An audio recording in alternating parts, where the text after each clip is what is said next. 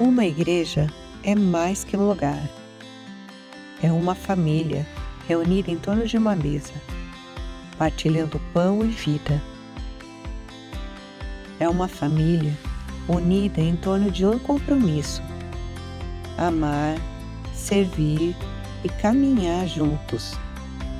É uma família fortalecida em torno de um Espírito, o Espírito Santo, que nos guia, transforma e envia. Uma igreja, uma família. Evangelho de João, capítulo 13. Eu quero fazer a leitura com você, dos versículos 1 a 17. Um pouco antes da festa da Páscoa, sabendo Jesus que havia chegado o tempo em que deixaria este mundo e iria para o Pai, tendo amado os seus que estavam no mundo, amou-os até o fim. Estava sendo servido o jantar e o diabo já havia induzido Judas Iscariotes, filho de Simão, a trair Jesus.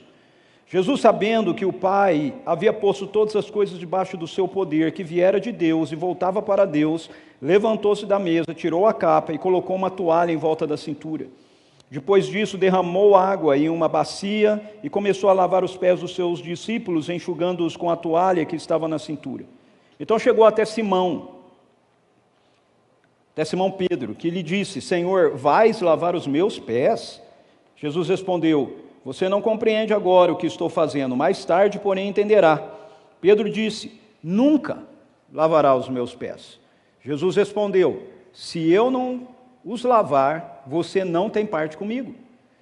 Simão Pedro respondeu: Então, Senhor, não apenas os pés, mas também as mãos e a cabeça. Jesus respondeu: Quem já se banhou precisa apenas lavar os pés. Todo o corpo está limpo, vocês estão limpos, mas nem todos.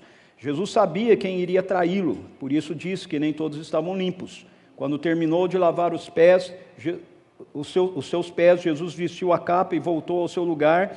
Então perguntou: Entendem o que eu fiz a vocês? Vocês me chamam mestre e senhor, e com razão, pois eu sou. Pois bem, se eu, sendo senhor e mestre de vocês, lavei os pés de vocês, então vocês também devem lavar os pés uns dos outros. Eu dei o exemplo para que, como eu fiz, também o façam.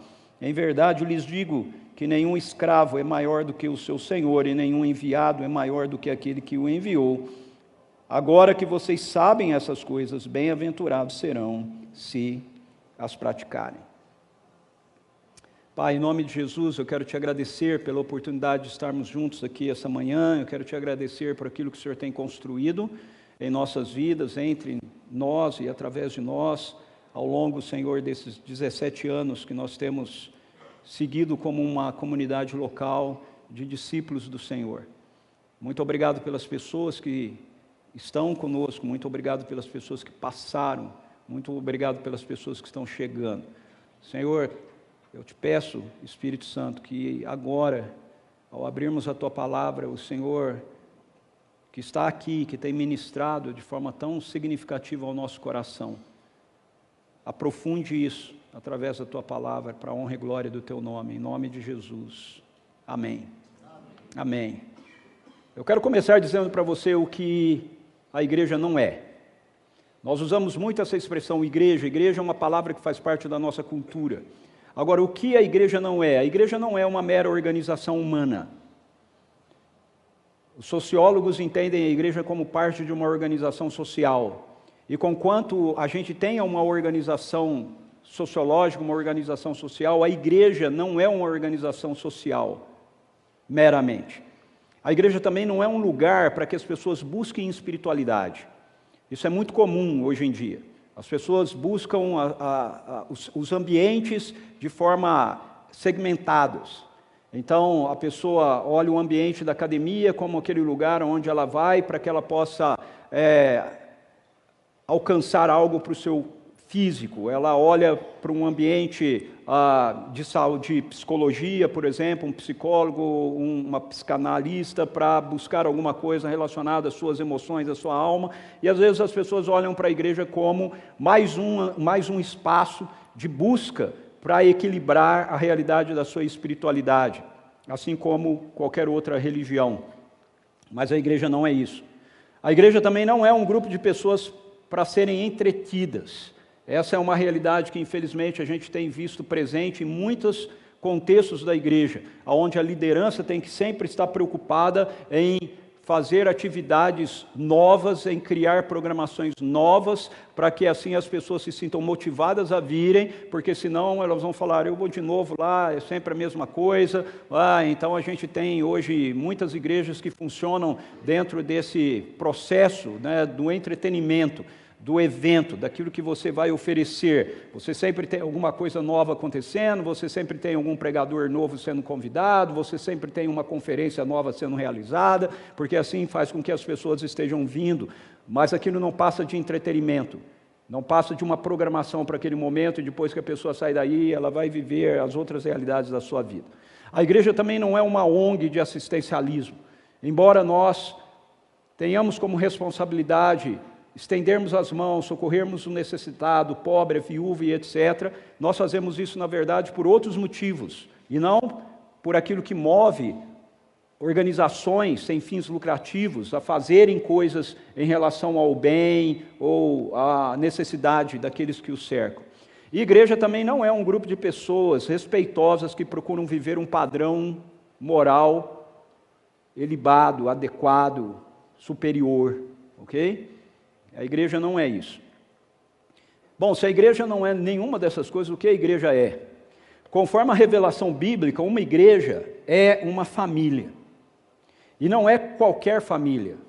A igreja é a família de Deus, que se expressa nos mais diversos grupos de pessoas, culturas, etnias e locais, mas que todas são definidas pelo que o Pai revela acerca dessa família. Então, Paulo, nesse texto de Efésios 3, 14 e 15, que acabou sendo usado pelo Eliel na ministração aqui na hora do louvor, nós não combinamos isso, o Espírito Santo combinou, diz assim, por essa razão, Paulo vai orar, ele vai orar pela igreja, e ele diz, por essa razão, ajoelho-me diante do Pai, ajoelho-me diante do Pai, de quem toda a família, nos céus e na terra, recebe o nome. Toda a família, nos céus e na terra. Veja, perceba que está no singular. Ele não diz todas as famílias, ele diz toda a família. Ele está se referindo a uma família, que é a igreja, que é esse grande povo de Deus, que está na história e que já saiu da história, no céu e na terra, que toma o nome do Pai, no céu e na terra. Isso é a igreja na perspectiva bíblica. E o texto que nós acabamos de ler é um texto que nos convida a compreender essa realidade como uma comunidade local que é parte dessa grande família e que se expressa numa relação contínua uns com os outros que se dá em torno da mesa. Amei aquela música que nós cantamos aqui. Eu já ouvi essa música vagamente, eu nunca tinha ouvido ela totalmente, muito profunda e tudo a ver com aquilo que nós vamos estar compartilhando aqui. Jesus, ele está aqui no momento final da vida dele, na terra. Enquanto os evangelhos sinóticos, ou seja, Mateus, Marcos e Lucas, eles voltam a sua atenção para esse último momento, no que Jesus estabelece no momento da ceia, que nós passamos a chamar de nova aliança, como ele faz isso, esse é o meu corpo, etc, etc. João, ele se detém mais no que Jesus falou com eles, em torno daquele momento em que eles estavam ao redor da mesa. Então nós vemos aqui que Jesus se reúne com os seus discípulos para eles tomarem a última ceia da Páscoa juntos, e nesse momento Jesus faz algo inusitado, Jesus faz algo inesperado. Ele tira a sua túnica, ele toma uma toalha, ele pega uma bacia e ele começa a lavar os pés dos seus seguidores, os pés dos seus discípulos. Era comum que isso fosse feito naquele contexto deles, eles andavam de sandálias, alpargatas, essas coisas assim, não, o lugar, né, o ambiente, né, não era asfaltado, não tinha asfalto naquela época, era terra e etc. Você tinha os animais, criavam ovelhas, ou seja, as pessoas elas chegavam na casa de alguém e elas chegavam com os pés sujos. Hoje é comum, principalmente no Oriente, né, quando você chega na casa de alguém, você tira os sapatos, porque você está carregando impureza no seu sapato e você entra descalço dentro da casa. Naquela época, não bastava apenas tirar o sapato, porque os pés ficavam sujos assim mesmo. Outra situação, né, daquele contexto que é diferente do nosso, era a forma que eles se sentavam na mesa. Nós temos essas mesas altas que nós utilizamos cadeiras. As mesas deles eram mesas baixas e eles utilizavam espécies de divãs, onde eles ficavam deitados, inclinados, né, a 45 graus. Geralmente eles ficavam assim na diagonal e eles apoiavam um braço sobre a mesa e com o outro braço, então, eles tomavam a comida. Era o contrário do que eu fiz aqui, né, era o esquerdo, e eles tomavam comida e comiam. E por isso, como eles ficavam no diagonal, geralmente o pé da pessoa que estava à sua direita, ele ficava próximo, né, ao peito de quem estava ao seu lado. Então, era comum você ter alguém, geralmente um escravo, para lavar os pés dos convidados, das pessoas que chegavam, para que eles pudessem, então, tomar lugar na mesa, né, higienizados. E quando isso não era feito por um escravo, alguém do grupo deveria fazer, né, esse serviço. Mas esse era um serviço que as pessoas não gostavam de fazer, porque era um serviço de escravo. E o texto mostra aqui que não havia alguém lá para lavar os pés deles. Talvez não houvesse ninguém porque tivessem esquecido, talvez não houvesse ninguém porque, fruto do próprio ensino de Jesus, eles tenham entendido, bom, não é legal a gente ter alguém aqui, né, um escravo para fazer um negócio desse. Eu não sei por que não tinha, mas o fato é que não tinha.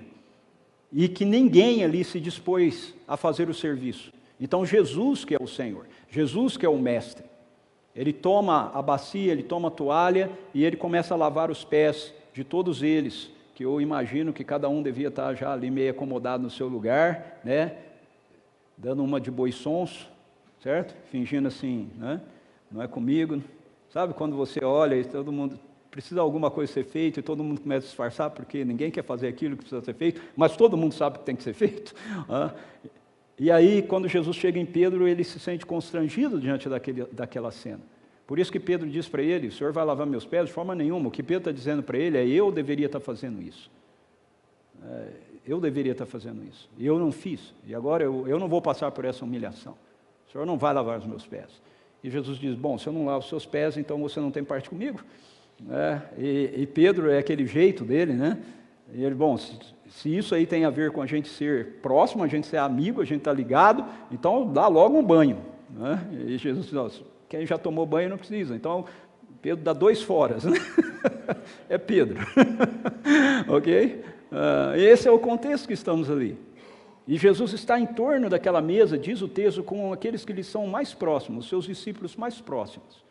São aqueles que representam essa grande família que depois Paulo vai orar, que diz que toma o nome do Pai, né? Aqueles 12 homens, Judas está lá ainda, Judas Iscariotes está lá, aqueles 12 homens, eles representam toda a família de Deus, todo o povo de Deus. E como uma família, então, eles estão em torno daquela mesa, eles se assentam em torno daquela mesa. E nós, como parte dessa grande família, nós também nos assentamos em torno dessa mesma mesa. E essa mesa que nós nos acertamos em torno, é uma mesa que nos identifica como uma família amada por Deus. O texto começa com Jesus, com essa afirmação, um pouco antes da festa da Páscoa.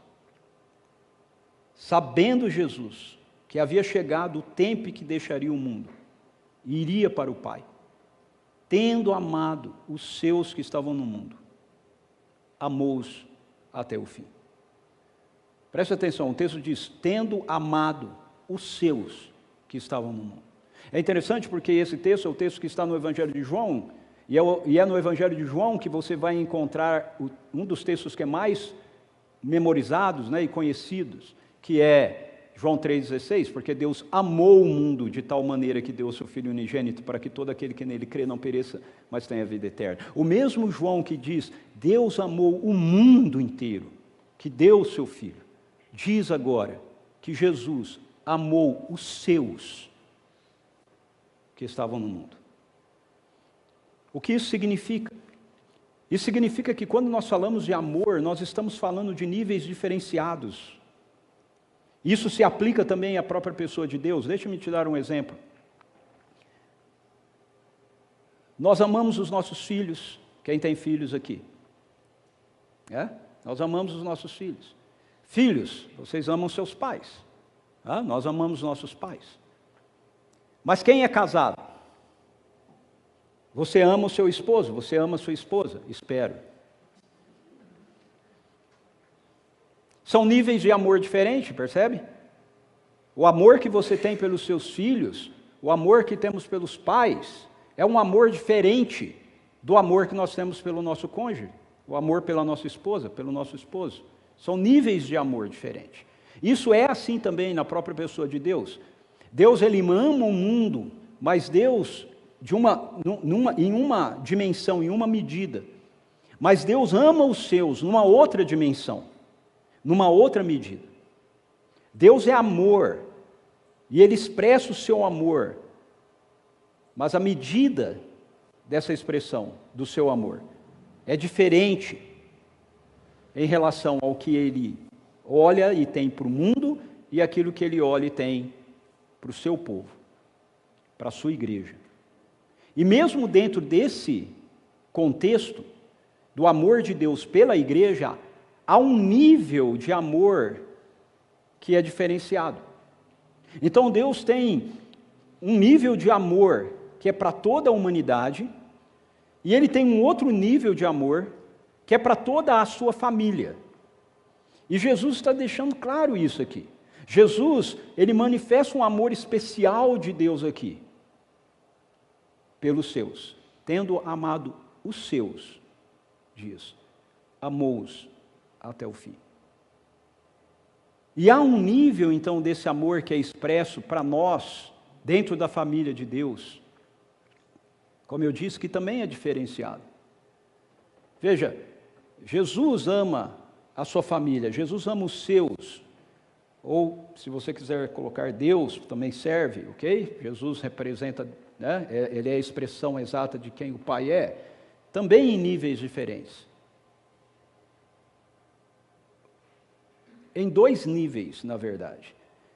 Jesus, Ele tem um amor especial por sua família, em um nível, esse amor é expresso a nós como filhos. Em um outro nível, ele é expresso a nós como a noiva. Então, como filhos, o amor que Jesus expressa por nós é um amor, ou o amor que Deus expressa por nós é um amor cuidador, é um amor de cuidado. Mas como noiva, é um amor de intimidade. Essas duas experiências com o amor de Deus precisam ser desfrutadas por nós.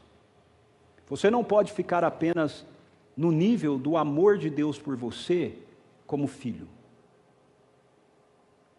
Você também precisa experimentar o nível do amor de Deus por você como noiva. Esse amor da intimidade. O amor do filho é o amor do cuidado. Mas Deus quer ir mais fundo com você. Ele quer ir mais fundo comigo. Ele quer ir mais fundo conosco, como igreja. Como parte da sua noiva, como parte da sua noiva que nós somos. Ele quer nos levar como igreja local, Ele quer nos levar como CPV, cada um de nós, para esse lugar de um amor íntimo com Ele. Essa mesa, ela expressa esse cuidado do amor de Deus para conosco como Pai. Mas ela também é um convite para nós, para esse lugar da recâmara do amor, para esse lugar do quarto, para esse lugar da intimidade, para esse lugar onde o amor se expressa numa medida mais profunda, mais intensa. Nós não podemos escolher isso. Nós precisamos dos dois. Então, quando nós nos acercamos dessa mesa, ela nos lembra essa realidade, que nós somos uma família que é amada por Deus, como filhos. mas também como sua esposa, também como sua noiva. Talvez para os homens isso seja um pouco mais difícil, né, de concatenar, né, você se pensar como uma noiva. Mas é isso. A igreja é uma mulher para Deus, para o noivo, para o filho. E Ele quer essa relação de intimidade com a gente. Ele quer esse lugar que nos leva a olhar para Ele e ficarmos deslumbrados com quem Ele é, e de nos sentirmos abraçados pelo seu amor, em ansiarmos pela batida, né, do seu coração. Mas essa família aqui, essa mesa na qual a gente se acerca, também é uma mesa que nos lembra que nós somos uma família que é preservada pela graça de Deus. Uma família que é profundamente amada por Ele, como pai e como marido. Mas também uma família que é preservada pela sua graça. O contexto do lavar dos pés aqui dos convidados mostra isso para a gente. Por quê? Porque Jesus, Ele toma aquela situação que é uma situação física, ok? Era uma situação de fato física, da cultura, de higiene, ok? Mas Ele toma essa situação para trazer uma ilustração daquilo que Ele estaria fazendo pela sua igreja, pelo seu povo, a obra que Ele está realizando na vida dos seus discípulos, na vida daqueles que Ele ama até o fim. O texto nos diz que nós somos completamente, veja, pela obra de Jesus, nós somos completamente justificados. Isso acontece na conversa, no diálogo dele com Pedro. Pedro, ele está olhando para aquilo que Jesus está fazendo e ele está entendendo aquilo apenas a nível humano, apenas a nível horizontal, ele não está entendendo a nível vertical, ele não está entendendo aquilo que Jesus está fazendo na perspectiva do reino, na perspectiva espiritual, ele está entendendo apenas na perspectiva social. Então, quando ele vê Jesus vindo para lavar os seus pés, ele diz: não, o senhor não vai fazer isso. E aí, nesse diálogo, Jesus revela que aquilo que ele está fazendo ali não é algo que ele está fazendo simplesmente, assim como ele fazia a maioria das coisas, não era simplesmente alguma coisa numa dimensão do mundo presente, do mundo cotidiano, mas era algo que expressava uma realidade do reino de Deus, dentro daquele contexto. Então Jesus explica isso para Pedro, ele diz: Pedro, se eu não lavar os seus pés, você não tem parte comigo. Em outras palavras, ele está dizendo: o que eu estou fazendo aqui não é simplesmente resolvendo um problema físico de vocês. Eu estou usando isso, aquilo era uma metáfora, aquilo era uma parábola, ok? Prática. O que eu estou fazendo aqui, eu estou fazendo para demonstrar, na verdade, uma realidade muito maior, muito superior daquilo que eu estou realizando em favor de vocês. Por isso, no versículo 10, Jesus diz para Pedro, quando Pedro responde para ele: bom, se é uma questão de ter parte, então não lava apenas os pés, lava o corpo inteiro. E aí Jesus diz para ele: quem já se banhou precisa apenas lavar os pés, todo o corpo está limpo, vocês estão limpos, mas nem todos. Algumas traduções trazem: vocês estão limpos pela palavra que vos tenho dito, mas nem todos. O que Jesus está dizendo? Veja, Jesus ainda não tinha nem ido para a cruz, no contexto histórico, mas as Escrituras nos dizem que Ele deu a sua vida por nós antes da fundação do mundo. Ele sabia que aqueles que o Pai havia confiado a Ele seriam alvos da realidade do seu perdão, da sua graça, que os iria lavar completamente. E Ele vira-se para Pedro e diz: vocês já estão limpos. Aquilo que eu vou fazer vai purificar completamente vocês. Então, quem já se banhou não precisa lavar a não ser os pés. Então, a obra de Jesus por mim e por você, através da justificação, faz com que a gente esteja diante de Deus completamente limpos. Mas Ele também diz que nós precisamos lavar os pés. Então, se nós somos completamente justificados pela obra de Jesus, na sua regeneração, na cruz, no sangue dele vertido ali, comunicado por essa mesa, nós somos completamente limpos na presença do Pai. Por outro lado, nós somos continuamente, por esse mesmo sangue, santificados ao longo da nossa vida. Por isso ele diz no versículo 8, se eu não te lavar, você não tem parte comigo. Veja, aqueles que são justificados completamente, são aqueles que vão ser santificados continuamente. Se você foi completamente, se você realmente rendeu a sua vida a Jesus como Senhor e Salvador, ok? Você está plenamente justificado diante de Deus, plenamente aceito por Ele. E por isso, você vai viver uma vida em contínuo crescimento, em santificação, em santidade. Eu costumo dizer isso, já falei isso várias vezes aqui na igreja. O que é santidade, ou o que é santificação? É você crescer naquilo que você se tornou. Quando nós somos justificados pelo poder do sangue de Jesus, nós deixamos de ser pecadores e nós nos tornamos santos. Nós éramos pecadores em Adão, agora nós somos santos em Jesus. E como você era pecador em Adão, o que você fazia era pecar. O que você buscava era o pecado.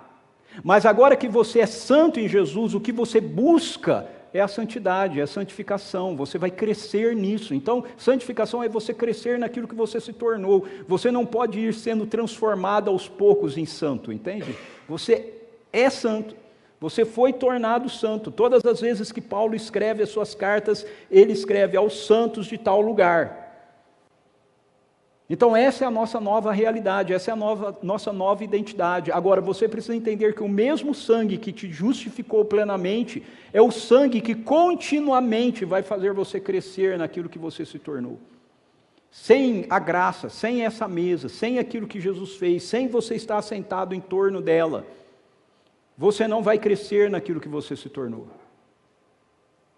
Não vai, você não pode crescer pelo seu esforço. Você não pode crescer pela sua religiosidade, ok? Isso é velha aliança. A nova aliança faz com que você avance por causa daquilo que Jesus Cristo fez em você, que Ele depositou em você, você continuando a depender dEle. Isso, meus irmãos e irmãs, precisa fazer com que a gente tenha uma atitude de humildade diante de Jesus. É o que Pedro não está tendo aqui. Quando Jesus chega diante de Pedro para lavar os seus pés, ele não é humilde, ele diz para Jesus, o Senhor vai lavar os meus pés? Nós precisamos de humildade para a gente aceitar a obra que Jesus realiza na nossa vida. Sabia disso? Muitas vezes a gente não vai à frente, a gente não avança no processo daquilo que Jesus começou na nossa vida. Sabe por quê? Por algo que a gente chama de falsa humildade.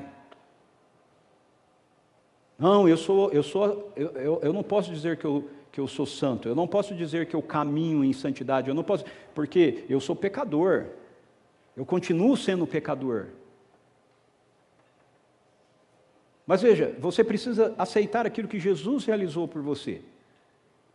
Para você avançar, você não pode ficar olhando para a sua vida, para o seu esforço, para aquilo que você consegue ou não consegue fazer. Você precisa olhar para aquilo que Jesus fez por você, e você precisa aceitar aquilo que Jesus fez por você, e você precisa responder aquilo que Jesus fez por você.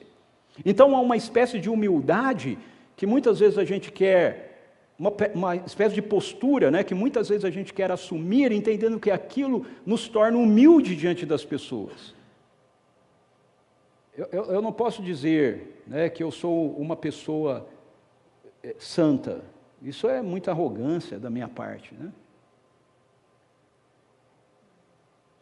Eu não posso dizer que eu sou uma pessoa, um filho obediente, que eu sempre obedeço a Deus, porque eu desobedeço, eu estaria mentindo.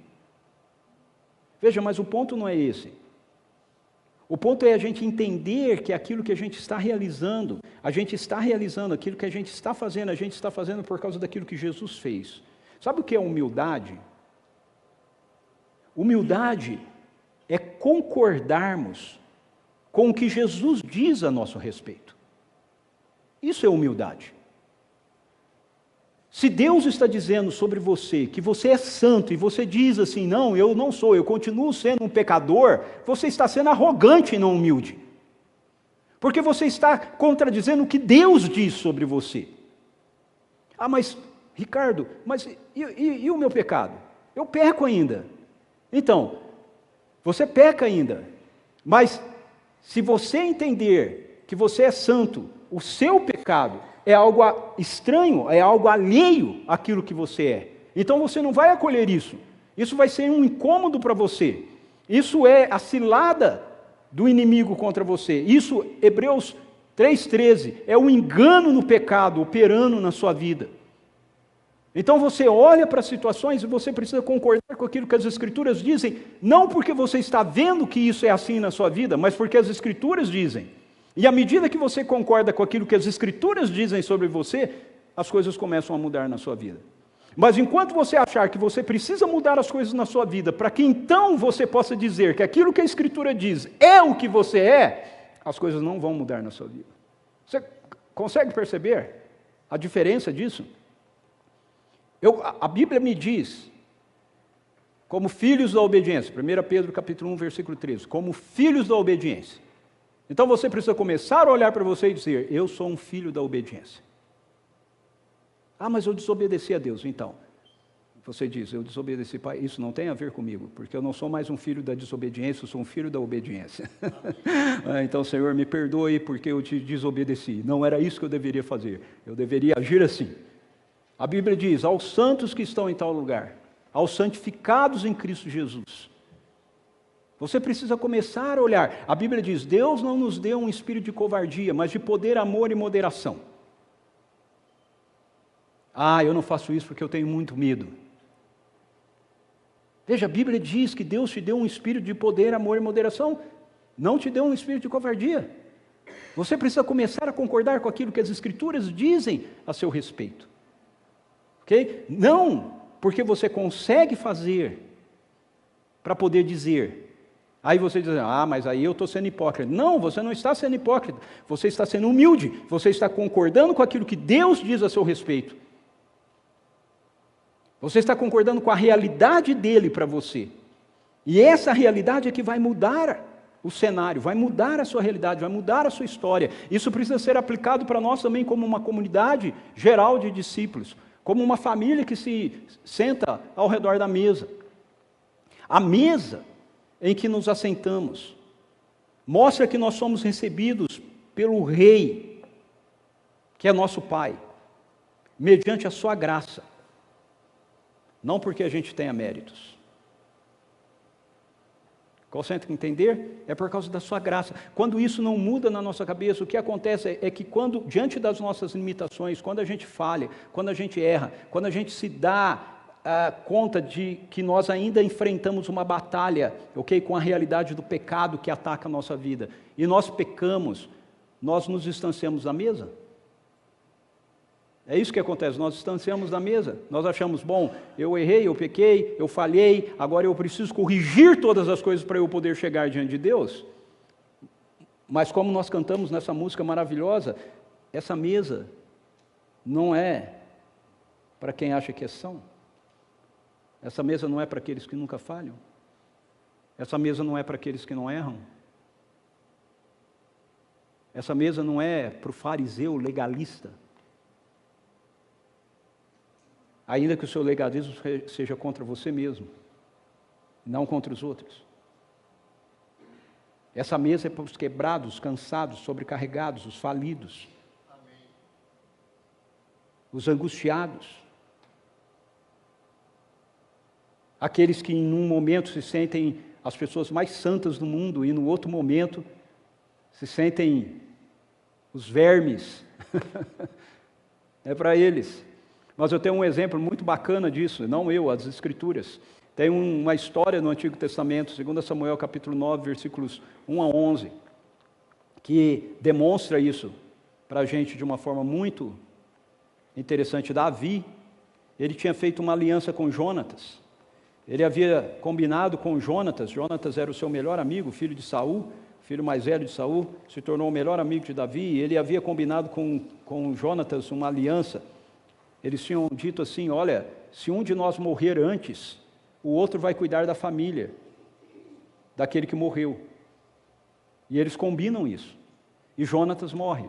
Depois que as coisas passam, Davi é estabelecido como rei, tudo está calmo. Davi se lembra da aliança. Às vezes acontece o contrário com a gente, né? Quando nós estamos naquele momento, né, tumultuado, tudo mais, que nem o carcereiro lá com José, né? A hora que o negócio estava ruim, lembra de mim no faraó. Ah, beleza, ele vai lá para o faraó, a coisa ficou boa, ele esqueceu de José por 2 anos. Quando a coisa ficou ruim para ele de novo, ele lembrou do José. Às vezes é assim com a gente, mas não era com Davi. Davi era um homem que tinha um coração alinhado com o coração de Deus, alinhado na aliança. Então, capítulo 9 diz assim: certa ocasião perguntou Davi: resta ainda alguém da família de Saul a quem eu possa mostrar bondade por causa da minha amizade com Jonatas? Eu acho isso tremendo. Veja, a aliança dele era com Jonatas. A aliança era: se eu morrer antes de você, você cuida da minha família.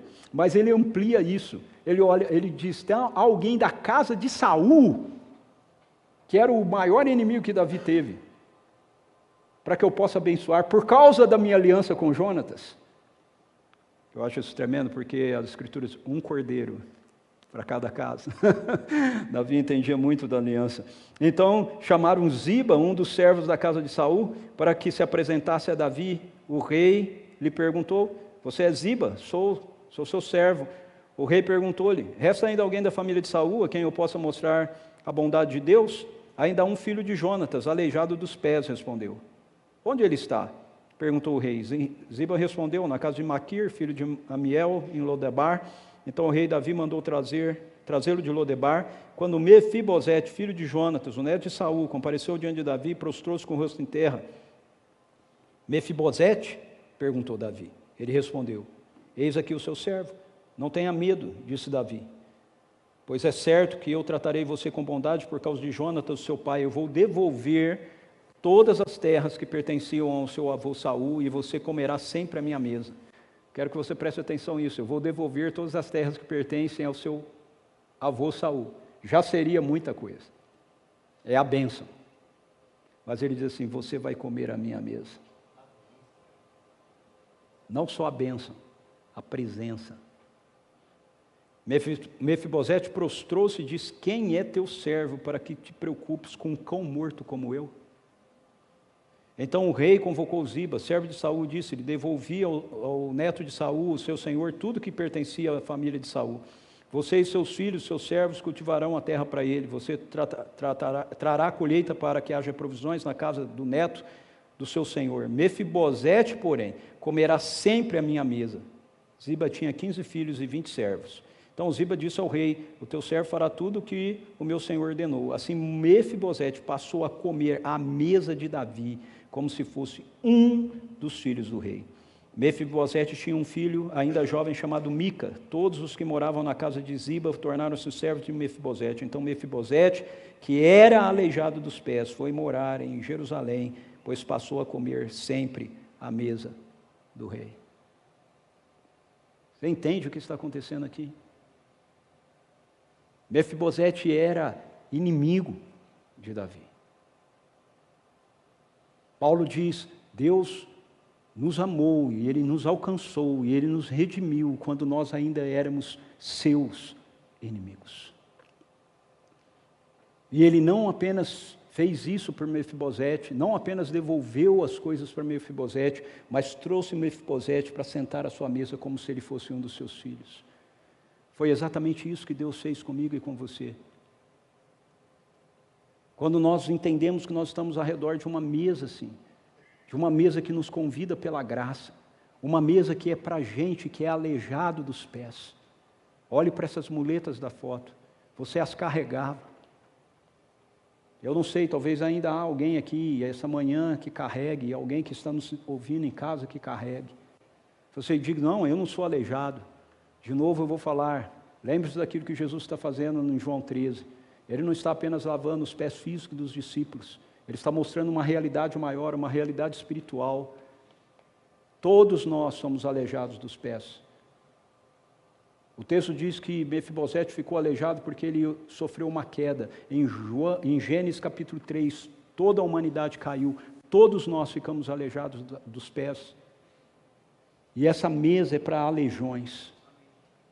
Essa mesa é para gente que Deus chama e que tem humildade o suficiente para reconhecer que, ainda que sejam defeituosos, aquele que é perfeito nos convida a sentar com Ele nessa mesa. E por que Davi fez isso? Por causa de Jonatas. Por que Deus faz isso? Por causa do seu filho. Deus não faz isso por causa de mim, por causa de você. Deus faz isso por causa de uma aliança que Ele tem com o seu Filho Jesus. Sabe, meus irmãos e irmãs, Jesus sujou os seus pés na nossa história, para que nós pudéssemos ter vidas limpas diante dEle. Venha para essa mesa. CPV, o seu lugar é ao redor dessa mesa. Mas eu quero ir para o final. Essa mesa ainda é uma mesa que nos mostra que, como uma família de filhos e filhas, nós temos um prazer em servir. Como uma família de filhos e filhas, somos servos. Uma família de filhos e filhas que servem. Como a gente vê isso em João 13? Bem, Jesus fez aquilo que nenhum deles queria fazer. Jesus fez o trabalho de um escravo. Nenhum deles queria assumir esse lugar, mas Jesus assumiu esse lugar. Jesus fez isso por eles. E eu queria que você pensasse isso comigo. Jesus lavou os pés de todos eles. Quando ele termina de lavar, incluindo Judas, ok? Quando ele termina de lavar, quem é que precisava ter os pés lavados? Ele, Jesus, né? Jesus era o único naquela sala que não teve os pés lavados. E quando ele termina, ele não diz assim para eles: vocês entendem o que eu fiz? Eu lavei os pés de vocês, agora cada um de vocês precisa lavar os meus. Não, ele diz assim: vocês entendem o que eu fiz? Eu lavei os pés de vocês, e por isso vocês devem lavar os pés uns dos outros. Sabe o que isso significa, irmãos? Significa que essa mesa, ela não é um lugar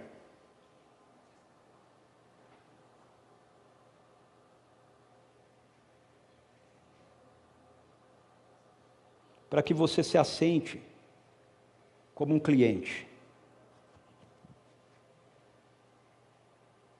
Essa mesa é um lugar onde você precisa botar um avental ao se assentar nela.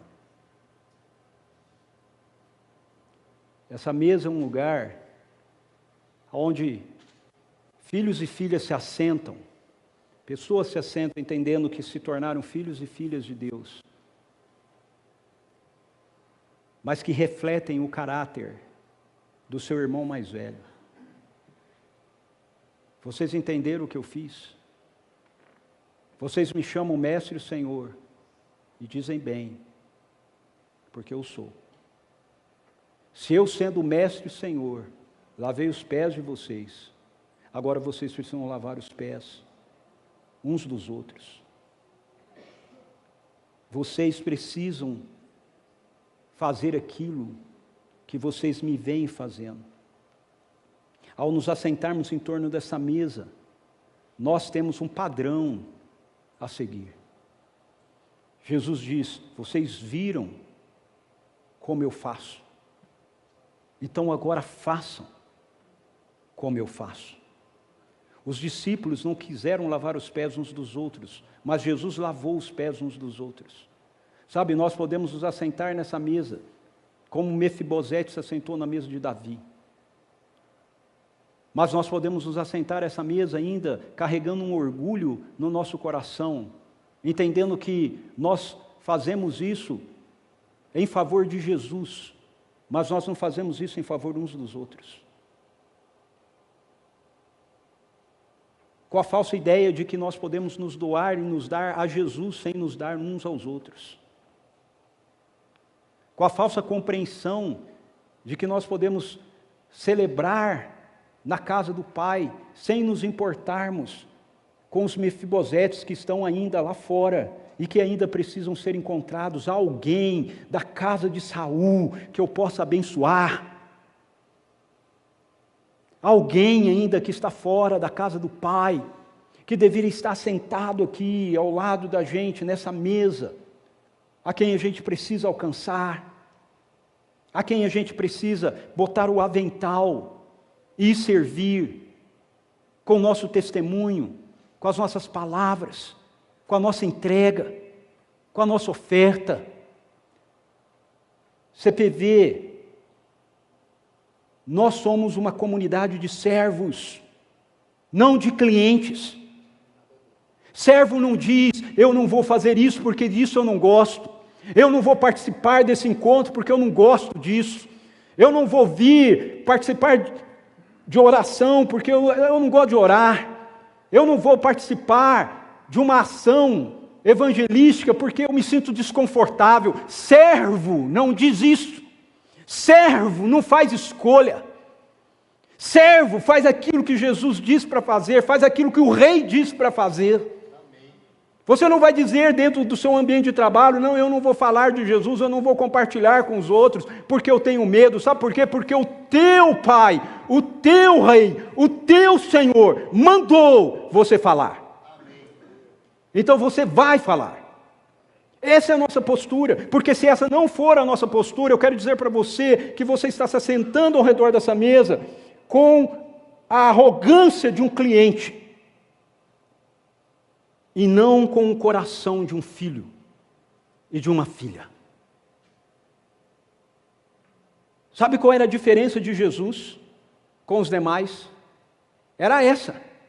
Jesus se entendia com o filho. Isso é revelado para a gente no versículo de número 3, do capítulo 3, diz assim, Jesus, olha só, Jesus sabendo que o Pai havia posto todas as coisas debaixo do seu poder, que viera de Deus e voltava para Deus, levantou-se, tomou a toalha e a bacia.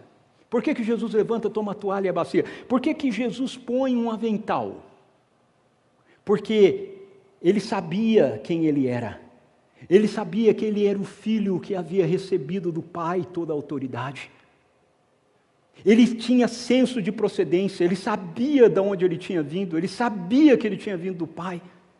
Ele tinha senso de destino, ele sabia para onde ele estava indo. Eu vou passar pela cruz, mas não é nela que eu vou ficar. Eu vou ser posto num túmulo, mas não é lá que eu vou ficar. Entende? Eu vou voltar para a casa do meu pai, eu vou sentar do lado dele de novo. Que saudade que eu estou desse lugar. Entende? Ele entende isso. E porque ele entende quem ele é, ele não tem problema de botar o avental. Porque quando você sabe a sua identidade, não é o que você faz que determina quem você é. Vamos lá, meus irmãos. É hora de nós avançarmos com isso. Jesus tem consciência, porque Ele sabe qual é a sua verdadeira identidade. Vocês me chamam de Mestre e Senhor, João 13:13. E fazem bem, Ele diz. E fazem bem, porque eu sou. Jesus não tem uma falsa modéstia. Ele não tem uma falsa humildade. Não, vocês não devem me chamar de mestre e senhor. Não, eu sou mestre e senhor. É bom que vocês me chamem de mestre e senhor mesmo. Mas porque ele sabe quem ele é, ele pode colocar o avental. Então, como filhos e filhas de Deus, nós estamos ao redor de uma mesa. A mesa do nosso Pai. A mesa do nosso Pai. E isso, tomando como exemplo e modelo o nosso irmão mais velho, precisa gerar em nós a disposição de servirmos, não como escravos, mas como membros da família, como filhos, com alegria, com prazer. Deixe-me te dar um exemplo disso. Você trabalha, ok? Talvez você tenha a sua empresa, ou talvez você trabalhe numa empresa. A empresa pede nosso total engajamento. Não é? A empresa não quer que você dê o mínimo para ela. Ela quer o seu máximo. E a nossa resposta para isso vai ser uma resposta bem diferente se nós formos os empregados dessa empresa ou se nós formos o dono dessa empresa. Sim ou não?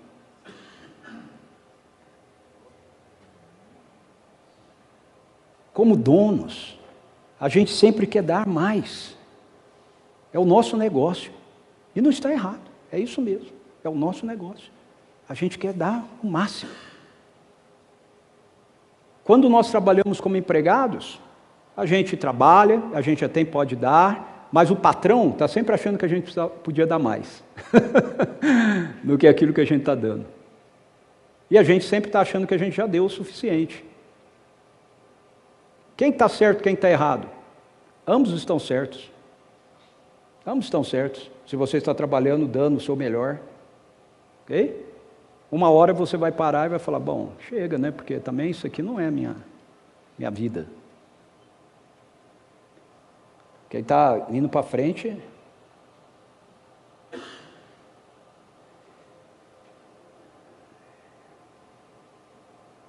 Em João 17:10, depois que Jesus conta uma parábola sobre um servo que chega do seu trabalho, e ele diz assim, qual é o senhor que estando na sua casa, depois que o servo chega do campo, vai concordar que ele primeiro tome banho, se limpe, se alimente, descanse e depois venha te servir? Qual de vocês, sendo o senhor, não vai dizer para o servo que acabou de chegar do campo, coloque a mesa, sirva meu alimento, depois você vai descansar? E o servo, depois de ter feito tudo, vai dizer, sou servo inútil, não fiz mais nada do que a minha obrigação. Qual é o ponto aqui? O ponto é, nós não devemos servir como servos, nós devemos servir como filhos. Esse é o ponto. Se eu olhar para Deus, naquilo que eu faço como um servo, essa sempre vai ser a minha fala. Servo inútil. Eu só fiz aquilo que o meu Senhor mandou. Mas se eu olhar para Deus como Pai, então a minha fala vai ser outra. Por quê? Porque eu vou estar envolvido com negócios do meu Pai. A minha fala vai ser como a fala de Jesus. Eu te glorifiquei na terra com a obra que me desses para fazer. Eu te glorifiquei na terra com a obra que me desses para fazer. Eu quero encerrar dizendo para vocês, meus irmãos e irmãs, e nos desafiando a um novo momento, nesse mês em que nós estamos completando 17 anos e olhando para frente, para o futuro, pensando, daqui 3 anos nós vamos ser uma comunidade que vai estar completando 20 anos de caminhada. Louvo a Deus por aquilo que o Senhor já fez, louvo por aquilo que Ele está fazendo, mas nós precisamos responder a isso, dizendo, Senhor, nós queremos estar envolvidos com isso, não como empregados, não como servos, como filhos, como donos, filhos dos donos, participando daquilo que o Senhor está fazendo. Eu quero convidar você, começando esse mês, entrando nesse mês de outubro, onde nós estamos celebrando o aniversário da nossa comunidade, a chegar mais a essa mesa, sem usar esse avental aqui, ó. Se assentar nele como um filho e uma filha, mas como um filho e uma filha que entendem que estão envolvidos com o negócio do Pai, que estão dispostos a dizer, é teu negócio, Pai, O Senhor se entregou por mim, entregou o seu filho por mim. O Senhor fez isso por causa de uma aliança que o Senhor tem comigo. Então, eu quero colocar o avental. Eu quero colocar o avental. Homens, eu convido você a colocar o avental. Mulheres, eu convido você a colocar o avental. Jovens, adolescentes, idosos, mais experientes, a turma fica brava que eu chamo de idoso. Eu convido vocês a colocar o avental. Eu convido vocês a virem e se assentarem ao redor dessa mesa, reconhecendo que nós somos como Mefibosete. Recebemos da parte do rei, por causa da aliança dele, o privilégio de nos assentarmos a essa mesa. Mas nós queremos fazer isso usando um avental, usando a toalha e a bacia. Se Jesus estivesse aqui hoje, talvez ele não fosse pegar uma toalha, ele fosse pegar um avental. Ele colocaria um avental ao redor da sua cintura. E aí ele pegaria a toalha e a bacia. Lavaria os pés, secaria com a toalha. Porque ele estaria com um avental.